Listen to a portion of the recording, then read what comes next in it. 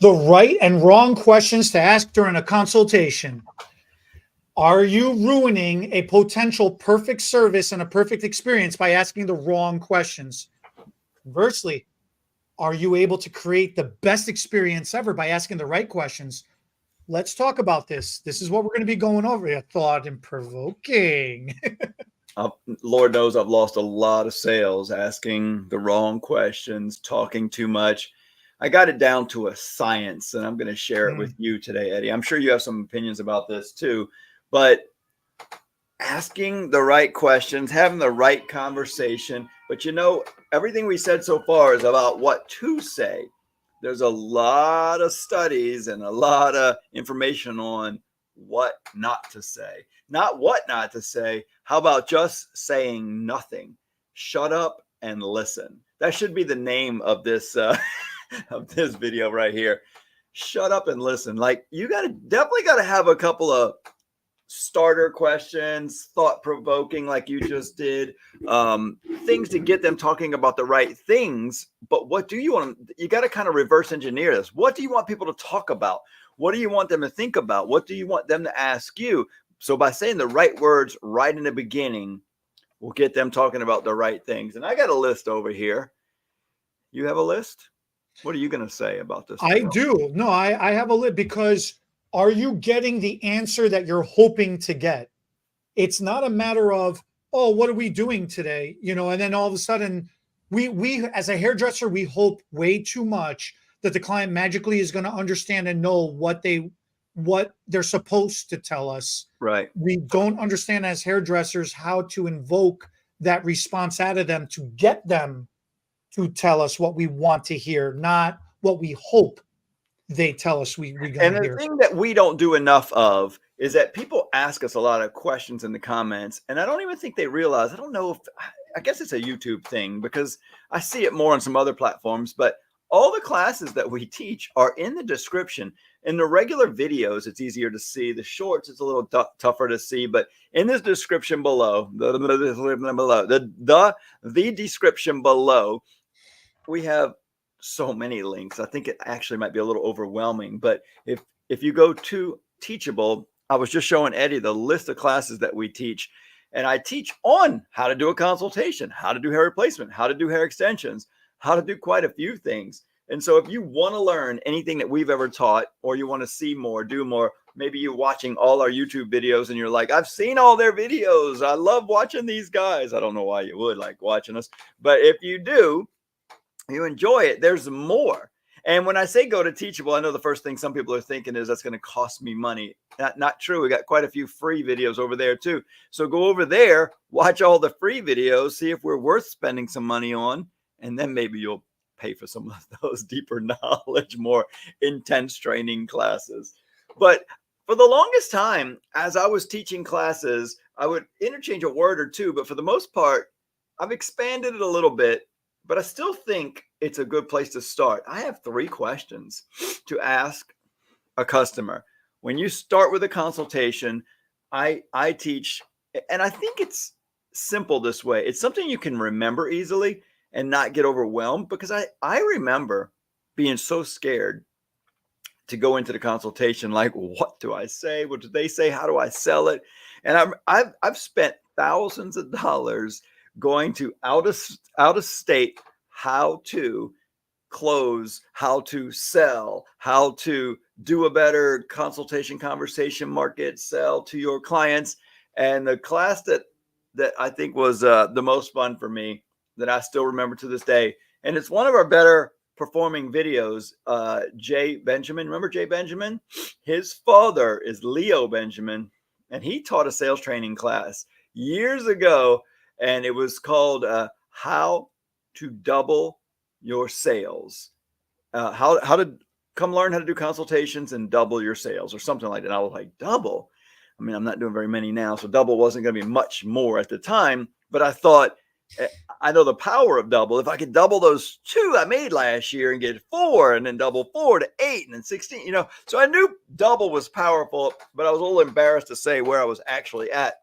And I get there, and he literally had another room rented where people would go into the other room, and call over, and you would answer oh my goodness, I was so nervous, so scared. And then we called, because it was a hair replacement sales course, we called hair replacement studios all over the country just to see how they would answer their phone compared to how we answered our phone in our hair replacement studio. And it was pretty good. That will lighten the mood. Call some other salons if you're in the salon, whatever field you're in, call other businesses in your field, and it will make you feel better to start with, because most of them suck. Right from the start. It's like most people don't have training in this or hadn't thought about it. They're just like, Lou's Body Shop. You need your car fixed, and they're just like, right. Yeah, what do you want? What do you want? What do you call it for? Johnny, we got another client on the phone. It's like most people don't have people skills, conversations, because they don't know what to say or act. So just having some things in the bag. And I'm going to say that before I even say the first question that I'm going to say that you should ask is, think about it like you're at a party, and either you walk up to, which probably won't happen, because if you're the scared one, you stand there, wait for people to walk up to you. Either way, it happens. Somebody walks up to you and goes, I'm so-and-so. And you're like, hi, I'm Bernard. How are you? And what do they usually say, Eddie? What does somebody say when they walk up cold like that? And you're like, oh God, I didn't want to meet some stranger, but they do walk up. What happens? Talk about what really happens there. It's the scare. I'm that person. I know. We all were at some point, and some still right? hold on to it. I'm like standing in the corner. I'm like, all right, man, just nobody notice me. Just I'm part of it. I'm not in the party. I'm part of the party. I'm hoping nobody notices you. Leave me alone. And then, yeah, inevitably somebody will come up and they'll introduce themselves. Hi, I'm Bernard. I'm like, hey, and then here it goes. It's like, hey, I'm Eddie. It's like, oh man, nice to see you. Who are you with tonight here at the party? I'm like, yeah, I'm just by myself. They're like, oh, that's so cool. Why don't you come over and hang out? We have a group. And they're so coming up energy. And here's you. You're like, yeah, okay. You're like all low key and nervous, and you're not putting your best self out there, and then because you're very enclosed, you're not everybody is, but right. That's a lot of people. And so you're not willing to openly share because you don't feel 100%. Most people don't feel 100% comfortable yet to start opening up. And that's your customer when they call or walk in the door. You have to think about that. You have to think they are a little scared, a little nervous. It's your field, your industry. You're the hairdresser. Immediately they think you know everything about hair. Even if you're the shy hairdresser who's thinking, I don't really know what I'm going to do to this person's head. I'm nervous. They walk in thinking worse than you. They're way more nervous because they're like, I need to get a big chop. I need a completely different color. I don't even know which way to turn my head in this camera. I need all this gray colored today. And I might walk into a salon and I'm like, oh God, do guys get their hair colored? I'm going to be embarrassed. Is that just for girls? I may not know if I'm not typically going into a salon. So you got to think that's first, that they are nervous, more scared than you. It's kind of like when you encounter an animal in the wild. They're more afraid of you than you are of them. Really? Because I'm freaking scared. Look, my favorite thing to say is both of us cannot be nervous right now. So I would appreciate it if you hold it together so we can get through this. And so the important, what you just did is an important part of what I want to do. I want to frame the situation before I get to the first question. The most important thing is that you smile and somehow make light of the situation, make everybody feel more comfortable. Because if everything is done like you started off a little while ago, and if I was like that too, and I'm like, so how yeah, right. Hi, how are you? Hey, I'm good. You're good? I'm good. What are you here for? Haircut? Yep, I'll do haircuts. Let's go do your haircut.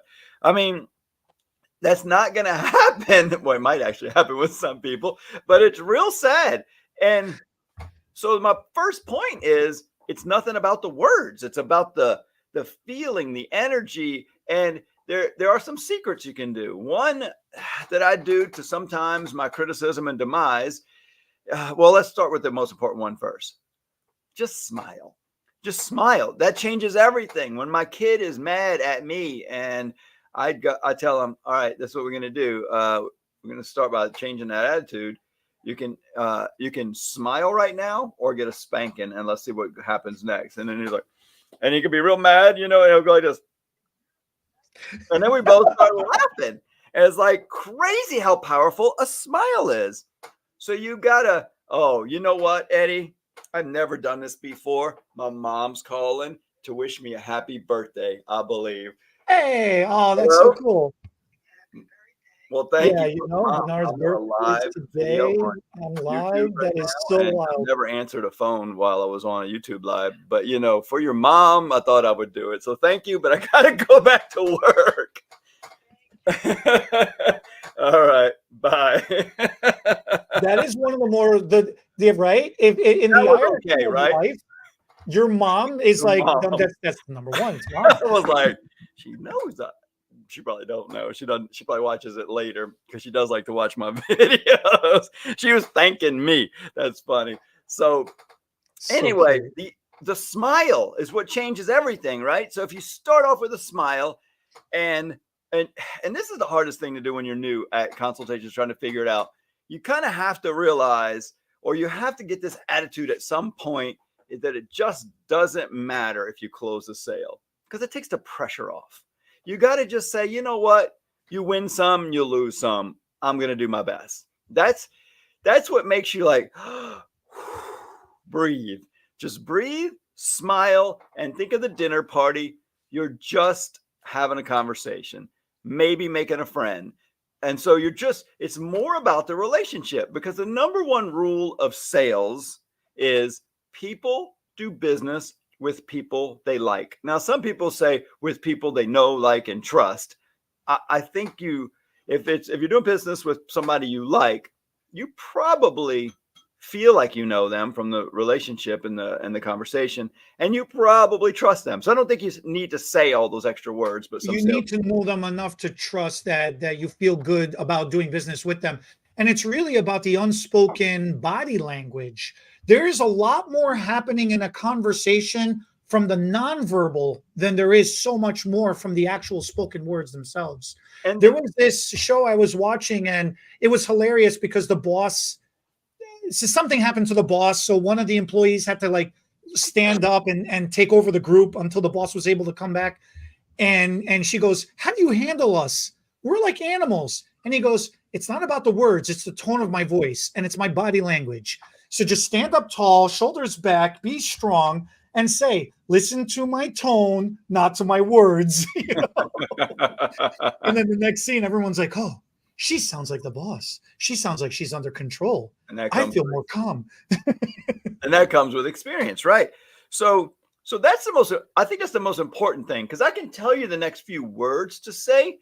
And because and that's the other thing, if you have 3 questions to ask in a consultation, sure, you can ask more. You can have a conversation around each one, which might stir up more. But if you just have in your head already that you're going to cover these 3 points, then you can go into it a little more confident. So maybe you can smile, and maybe you can listen more, because that is where most people mess up, is they talk, sell the benefits, sell the reasons. And they talk so much, then the customer walks out while you're still talking. You're like, what happened? Well, you didn't even give me a chance to say yes or okay or let's do it or pay you. You just won't shut up. So I just got to get the hell out of here. I mean, you have got to stop talking. And so one of the little things I do to raise the energy and excitement in a conversation is I talk fast, and I can do it kind of quickly and smoothly, and I do it on purpose. And then sometimes, because I actually am excited, it goes even faster. And then after a presentation, people like you, who I'll ask, like, what did you think? Well, I think you talk too fast. That's my main criticism, is that I talk too fast during a presentation, and it's got good and bad. It raises the energy and the excitement in the room, but sometimes it doesn't let people process what I'm saying. Like, sometimes you got to make a point and stop and let people think and go. Let it sink in, right? Yeah. Right. I'm like a hurricane, a storm of water, just, and you got to soak it in quick, and I guess it just runs right over you, and you don't get any of it. Maybe you get a little bit. So, what do you think? Let's do a low participation. What do you think the first question should be in a consultation, or when you just meet someone? Because it's pretty much the same. You're meeting someone for the first time. What should that first interaction words be? To me is, I'm trying to discover why are they here? That's right. Whether they're a repeat person or whether they're a brand new person, either way, if they've come back, is it because I told them to come back right now? Is it because they have an upcoming event that they're hoping to be ready for? That's true, but you never met this one, because I'm going to go with new clients. Oh, brand new. Okay. That's the scariest ones. Brand So new. brand new, here's the thing with brand new. You have to be respectful. Something happened with their prior experience that was not fulfilling enough, and now it's making them seek out something new, something different, for whatever that reason is. And that would be most of the time. Sometimes they just move to a new town, but you're right. That's probably the majority of them. I'm going with the majority, right? Yeah, that's cool. Now, were they referred to you by somebody else on a recommendation, or did they just find you out? Somehow they're in your chair and they're hoping you have already discovered, because you're experienced like I am. That's right. All of that is logical sense. And that's why my first question, other than one that kind of added into it, is you should know who they are. So you kind of have to start with a greeting that I don't consider the question, like, "Hi, I'm Bernard. What's your name?" You should. And I think a lot of people skip that. A lot of people skip your name, because they already know their name in the book. Then they're like, "Oh, hey, Bernard, come on over, have a seat. Let's get started." Right. And they might not know your name, though. So you want to kind of start with the pleasantries of name. Having a good day? Yeah, that's good. Just something like, "Come on back." I mean, and if they're running late, don't fault them. They're brand new. Yeah, you're going to start off with, "So you're running late for our first appointment, huh?" Just how our whole relationship's going to be, No, you know what my open is? What? I'll say, "Hi, I'm Eddie, and Bernard, yeah, come on over. Let's have a seat." And I say, "Let's have a seat," not "come have a seat." Sit down. Then, right? That's what I tell Casper. So then I'll pull my styling chair around so they don't have to walk around into my station. I swing the chair around. Yep. And as they're sitting down, I always say, "Can I get you a water or a coffee, something?" And they'll be like, usually they'll say no, but sometimes they'll say yes. I'll swing them back around again, and I'll purposely swing them a little bit beyond the station towards I have a little stool next to my station. Yeah. So then I'll sit on that stool and I'll grab myself my water, and I'll be like, "Are you sure you don't want one?" And I'll purposely do this. Yeah. And I'll take a swig of mine because it stops the conversation. And it shows them that it's okay. If you're thirsty, freaking say something, man. Don't sit uncomfortable. You're a guest. Sit down. Yes. So I like where you started with, you want to know where they came from. And that is important for your marketing. It's also not about their hair just yet. It's more of a relationship and a little bit of study for you to know where your customers are coming from. But it's just, how did you hear about us? Yeah. How did you hear about me? What made you want me? Was it just random? Or did somebody recommend me? The girl who answered the phone put me on your book. I don't know who you are. Yeah, right. I just called in and that happens sometimes. And then you're like, "Well, you were so lucky to get me because she is terrible." I mean, whatever your personality brings to the table, this is where it'll just be, it'll be fun, whatever, because you already know your next two questions. So when you say, "Hey, I'm Bernard. What was your name again?" "Okay, hey Sally. How did you?" And it flows. It's like, "How'd you hear about me? What are we doing here today?"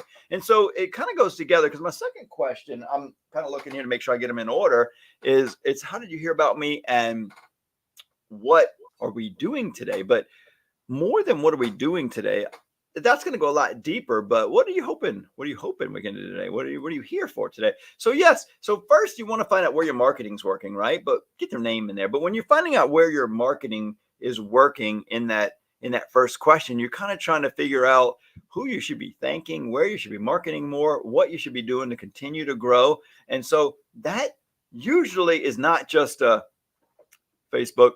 It's more like, oh, well, a friend of mine saw you on Facebook and then tagged me in an ad, and you did Yeah, this right. lady's hair, or at a party I saw, and I just moved to town and I went to this meeting and they were like, oh, you got to go see Eddie or Bernard or what, so it's usually a conversation. And so that right there, it's like, whew, sets everybody at ease. The conversation's flowing now, and you're like, oh, I know her. Oh my God, I'm going to have to call her and thank her for sending you. That's so nice. How do y'all know each other? So you see, that wasn't my second question, but it becomes another question. It How do you becomes guys another know each question, other? right? She's been coming to me for like 10 years. I'm so glad she still likes me, whatever. Well, that's establishing a bond. That's bond and building rapport, Right. bonding. So by asking that, you're really breaking the ice, and you're really becoming more personalized, because at first you want to welcome them in as a guest so they can feel comfortable, but then you want to start establishing that client relationship, because there's that level of professionalism. We got to get to work too. So how do you transition from getting them settled down to now getting them focused into our world, and Yep. guiding that conversation along so it Yep. doesn't feel awkward? So for me, that very first question is, how'd you hear about us? Why are you here? I mean, you word Okay. that however you want. What are we going to be doing? What are we doing today? What are you here for? Usually when you say, how'd you hear about us?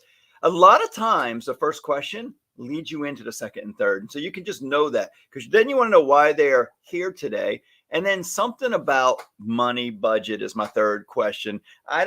Depending on what I'm doing, if it's hair extensions, I'm asking, what do you think hair extensions cost? Because it's all over the place. They think they're $100, $5,000, $10,000. If it's hair replacement, I'm like, so what do you know about the cost of this service? And it's not the money that I'm really searching for here, even though that's what people think. They're like, oh, you're all about the money. It's because I know a lot of you guys ask, what's your budget? Or in the consultation intake form, it says, what's your budget for today's service? It's more about trying to manage the expectations of the client. If you're doing a highlight and you're like, so I know you've been somewhere else to get highlights before. What did you pay? What did you get? Because maybe we're right in line, but you can't do their hair and then tell them the price at the end. And they're like, oh my God, no idea. It's going to be $900. You got to talk about money before you get started. So the third one is just the money. However you're comfortable talking about money is what my third one. So it's really, how did you hear about us? What are we doing today? And, what are we spending? How much money? What do you think that costs? How much are you prepared to spend today? I mean, money is an awkward subject for many, many people. Only because I've grown to a certain level of confidence can I just do it and be fine with it. But God, I feel it. I feel the past in me when I didn't know how to talk about money with people. I know it's difficult, but I'd like to talk a little bit more about that second one still, because I said, how did you hear about me? And then, what do you want to get done? But a lot of times when you say, how'd you hear about me? Oh, you did so-and-so's hair, and I loved how you did this service. And I want you to do that to me. So it leads naturally into the service very often. And so then you're like, oh, so you want color also. What color? What kind of color? Multiple colors? One color? Because, clients will call it color, but they mean highlights or an all over Yeah, blonde. right, right. I want color like you did so-and-so, and it's all over bleach. So then you then get to start talking about what their experiences were. What do you already know about that service? What was the good and the bad? How did you've had this done in the past? Looks like you barely got roots. Did you just move here? Okay, I'm glad to just take over an easy color job. Usually not, like you said. They come in from somebody else who screwed them up, and they got bands of color. And you're like, oh, you want all over Well, bleach? that's the whole thing. Tell me And about tell me about yeah, what's going on your head. And what do it they tell you? it's wild, because uh I'll sit with them for that first minute. We'll do the introduction, and then I'll say, tell me your story with your hair. What's going on with your hair? Good. That's good. And then I'll stand up, I'll grab my brush off my station, and I'll walk behind them, and I'll turn them back into the mirror. Now they're looking at me through the mirror, and I'll start sectioning their hair, and I'll start combing through their hair. I'm trying to detangle their hair. I'm trying to do a scalp inspection, and I'm trying to You try to just see if they got evaluate and get dark. a handle on do they have split ends? How much outgrowth do they have? Is the color faded? What's the texture, density, porosity of their hair? I got a million things going through my mind. Right. But what I have found is I used to sit the entire time and just talk face to face to some people. In the beginning, I would be right up in them because I'm aggressive by nature. So then I would find myself sitting back more, trying to be, standoffish, like, hey, it's okay, talk to me.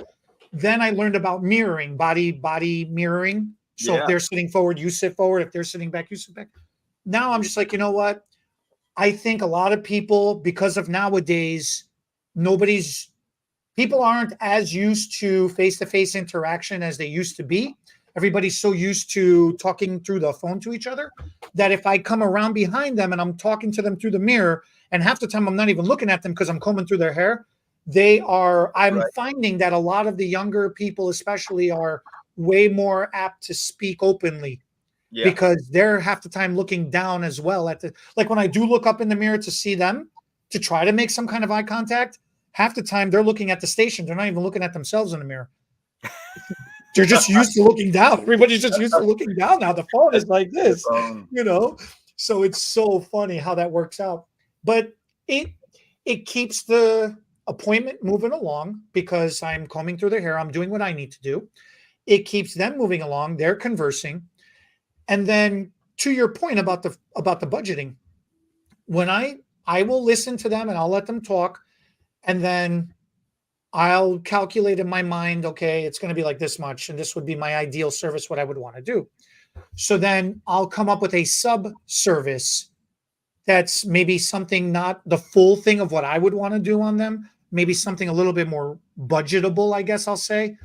And I'll give them both options. And then this way, when you have a choice to make, then that's kind of my way of gauging where they're at. Mm. Are they wanting to go for the full thing, or are they a little bit like, are they a little more wild and open or spendy, or are they a little more conservative or money conscious, or just self-conscious in general Or that they they don't do want they to do even something, have the money to do what they or if they want? even have Right. the money to do. And so by doing it that way, it gives them those two choices. I'm able to gauge where they're at. And then sometimes I'll even, if it starts getting awkward, or if they're like even the low, even my low is too high for them, I'll start coordinating with them with somebody else in the salon that isn't as high as I am. You're not leaving. You're getting your hair done the way you want your hair done. At some level, we're going to take care of you because you're here. You've walked in the door, so I'm getting your business somehow. Whether I personally get it or the salon gets it, the shop is getting your business. And in my salon, I'm even training new people that are doing free services to learn, get faster, hone their technique. So I get all the way down to like, hey, if somebody comes in here and really just can barely afford anything at this, and they do want to walk out not doing it, let's get all the way down to giving the service away, letting them know it's a trainee and they're learning, and it might be very slow, like 4.5 hours for a highlight. Yeah, But sure. time might be something they have over money, Over So money. I Yeah. like that you said that they're not leaving. But there's also a lot of things that clients don't realize. If let's just use color or highlights, and a client says, oh God, I only have $75 and I was hoping to get something.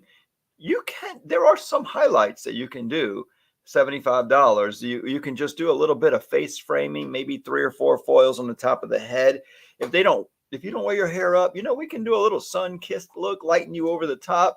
And the only time anybody would know you don't have highlights throughout the bottom, depending on how thick or thin their hair is, you can have a different look with highlights within the budget. It's just how many foils are they going to get? How long are you going to spend with? So there's some things you can do. I don't know if you would do it for $75, but I'm just saying. So I love what you're saying there, because this is a couple of things where I think stylists make mistakes during a consult. Somebody will say, I want this. And the stylist will say, no, Right. you shouldn't have that. And then they'll leave it be. Like they won't Right. carry on. I Right. love that you're You know, saying, you one know what? price, one foil technique. If it don't match up, goodbye. It's wild. It's wild because I've seen it happen so many times. Or I'll see a client, a stylist say, I don't do hair like that, or I don't have the ability to do like that, or I don't do those, I don't offer those kind of services. You're so hard pressed into staying in your comfort zone that sometimes you don't realize that the client doesn't know that you don't know. Does that make sense? It does to me, but I think you're right. Right. I don't think a lot of people understand that, but I definitely know what you're talking A about. person who's sitting in front of you. So since we're talking about a first time, this is something I do with younger stylists. There is this question that a client will always say, "Oh, how long have you been doing hair for?" And Just it's a started. it's an icebreaker question. It's a legit question. It's an honest question, but it's a loaded question.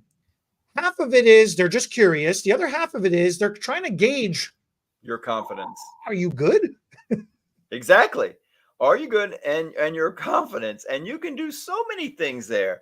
You can technically not answer the question and go, Good. too long. What do you want to do today? You know, like, oh God, longer than I want to admit.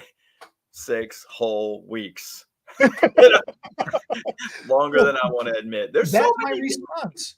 That's What? my response. So a client will say, like, "Oh, how long have you been doing hair for?" I'm like, you know what, man?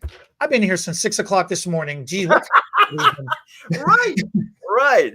All day. all day. And they're like, "Well, no, I mean, like, how long have you been doing hair for?" I'm like, "Oh, you mean like in general?" They're like, "Yeah." I'm like, "Oh, well, I just got Since done I've watching a had couple of hair. YouTube videos in the back, so they make it look so easy." They're like, "No, I mean, like your career, like how long?" I'm like, "Yeah, I've been in the back since 6 o'clock watching YouTube videos. Like I Yeah, should be good." I got this. You got I make nothing to worry about. complete light and a goof off thing of it Right. because it doesn't matter. Right.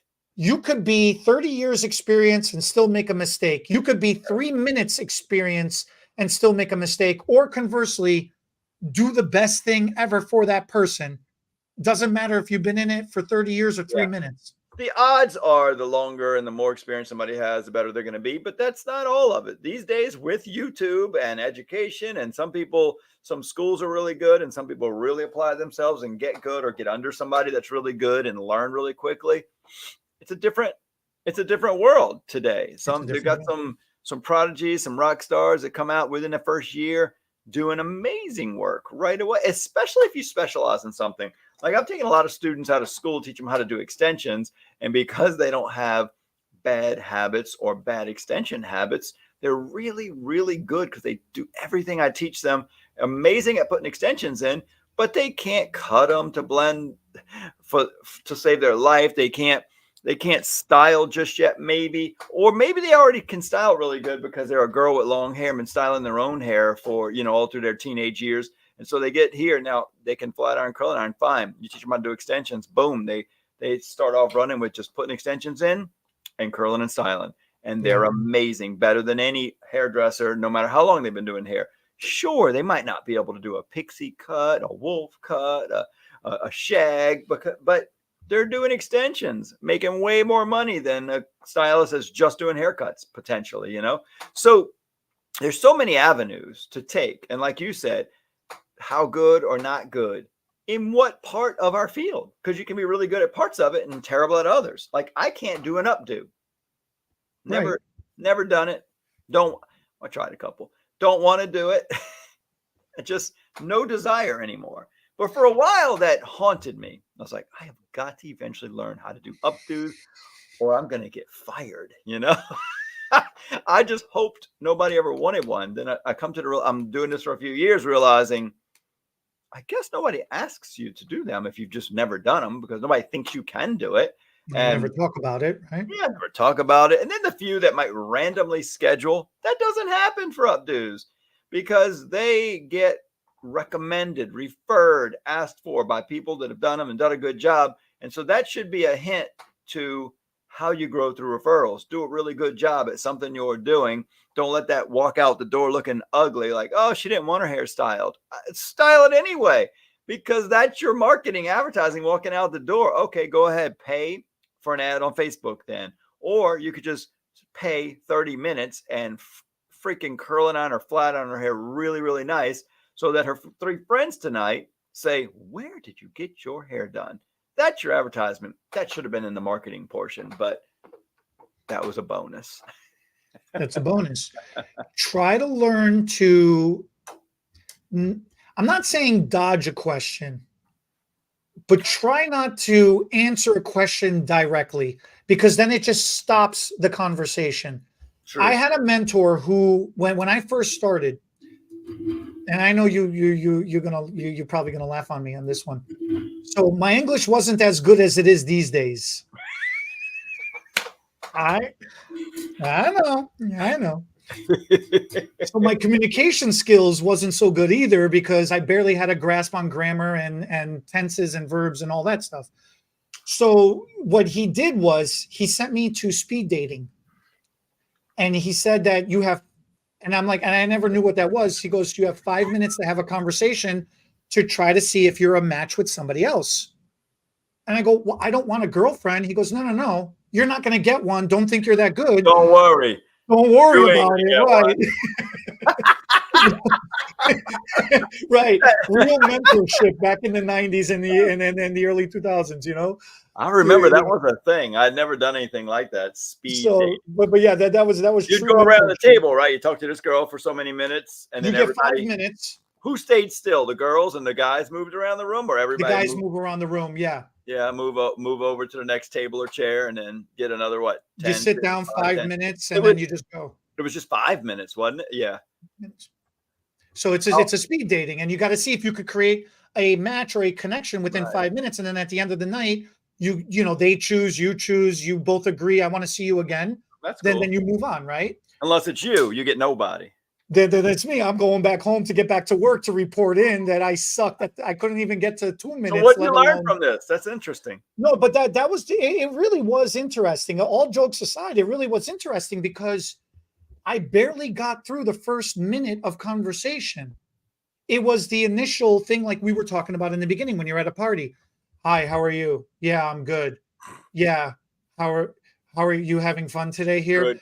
Yes. Yeah, I'm having fun. Me too. Yeah, that's cool. Me too. Good. Oh, there wasn't the personality wasn't coming through, the reading, the body language wasn't coming through, the words weren't practiced, so it felt awkward saying the lines, and it just they would, and then the girls have a list. It's like this.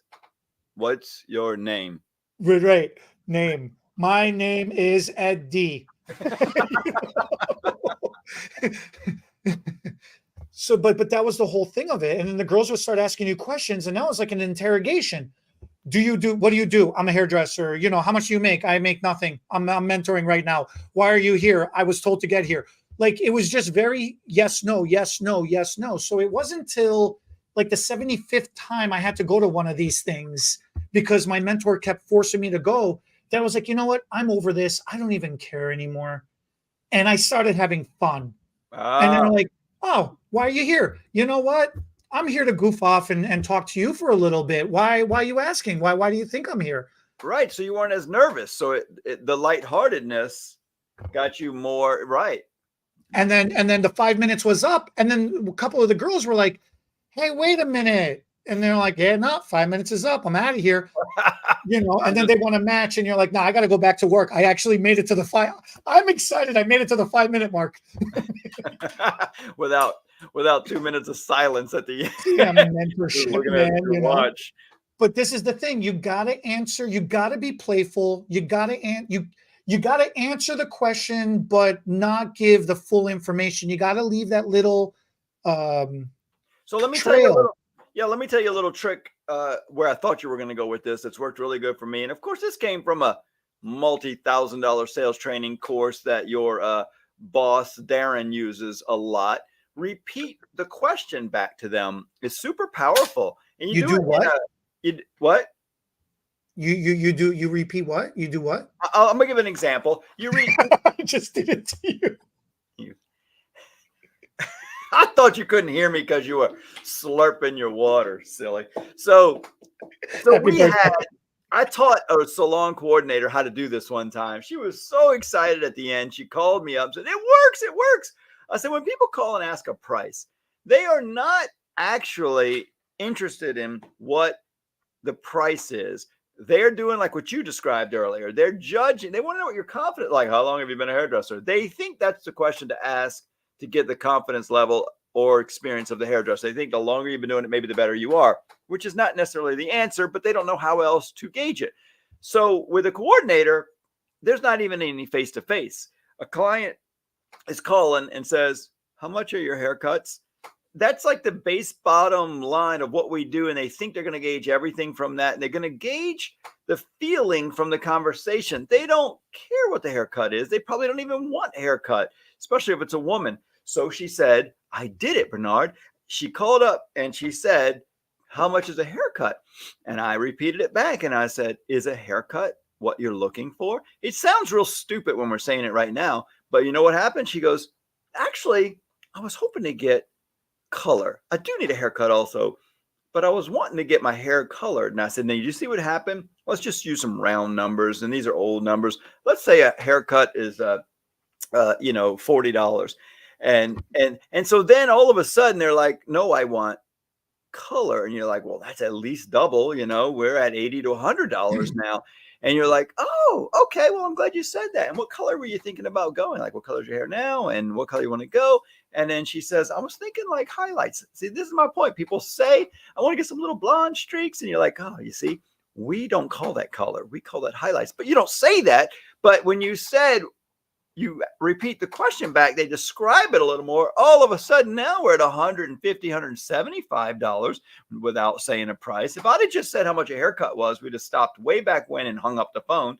So now they say, you say, "Oh, highlights." Okay. And in your mind, you're thinking, "Oh, well, certain hairdressers in the salon are better at that than others." So you're already thinking like you know what hairdresser to put her with because the details are coming out as you repeat the question. And then when you say, "Oh, okay, so highlights, what are you going with, lighter or darker streaks?" Because they might mean low lights, you can never tell.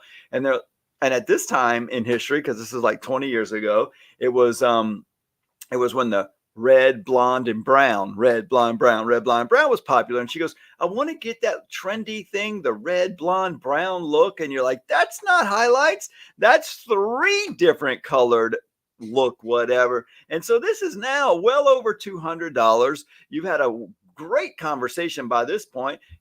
All you did was repeat the not stupid, but it seems stupid. It feels stupid because you're repeating the question that they're asking, and it just keeps building. And at this point, I said, "You're then like, I understand exactly what you're looking for. Do you have any days off during the week? Do you prefer morning or evening or weekends?" And then it's like, "Evening. I'm off on Friday." When you narrow it down to Friday after 12, you've only got 1 or 2 hairdressers open then. And you're like, "You know what?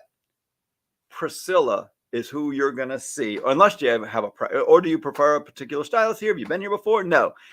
Priscilla has the time to do exactly what you want. You're going to love her. We'll see you at 2:00 on Friday evening. Thanks for calling. It was so good talking to you guys. Goodbye. Never mentioned the price. She didn't care about the price. That whole conversation was all about confidence and getting what she wanted and somebody caring what she had to say and listening to her. Now she's coming somewhere where she feels like she knows the person who answers the phone. So she walks in like, "You're the one I talked to on the phone. Thank you so much for helping me find the perfect stylist to spend. I have no idea how much." But now hopefully the hairdresser does a good consultation and they talk about price before they get started. So then there's still an opportunity for that person to decide yes or no on price or manage the expectations and the price based on what they can do. But repeating the question can be powerful because it causes the other person to explain more. And then you just listen. You ever hear that old adage? You have 2 ears and 1 mouth, which means you probably should listen twice as much as you talk. Oh, that's cool. I like that. I have not heard that, but I like that a lot. Yeah. It's hard for new hairdressers to understand the first question is never the real question. Right. Well, you get that from experience. You get that from experience. It's hard. So I always give the analogy of little Johnny. I was told this story in a sales class a long time ago. Little Johnny knows that after dinner, he always gets dessert. That's when he gets his cookie. But little Johnny doesn't want to eat his dessert. He just wants to eat his cookie. So he goes to Mom. Mom, can I have a cookie? She says, no, not till you eat your food. Now get out of here. So then he gets yelled at, right? Not the response he wants. So after doing that for the whole week and getting yelled at, the following week he goes, Ma, are we having dinner yet? She goes, oh, are you hungry now? We can eat early. Now Johnny just figured out he can get his cookie early. He can get dessert early. He asked the right question. The first question that he always asks is, can I have my cookie? Is not the real question that Mom wants him to be asking. You know, it's do you want to eat food? So it's the same thing. When a client says, I want a haircut, a new stylist is pretty much thinking, oh, I got to chop her hair off. Right.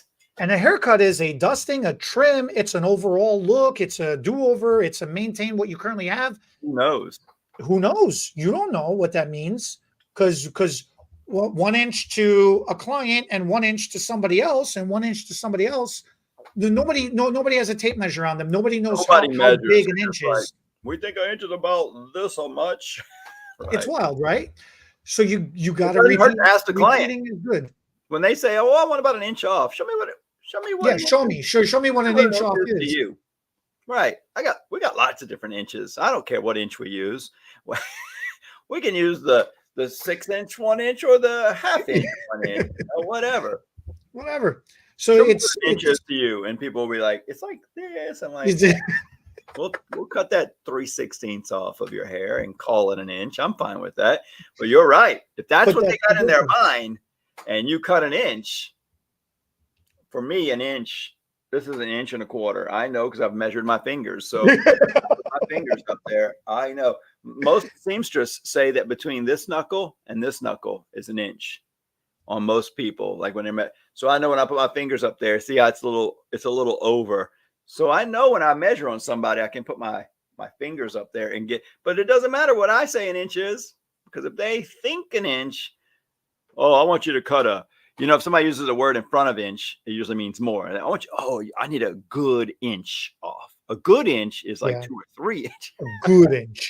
Anytime I think we're done, Eddie. I think we're done. I got another meeting in like 13 minutes, so I'm gonna have to go. But well then, happy birthday, my friend.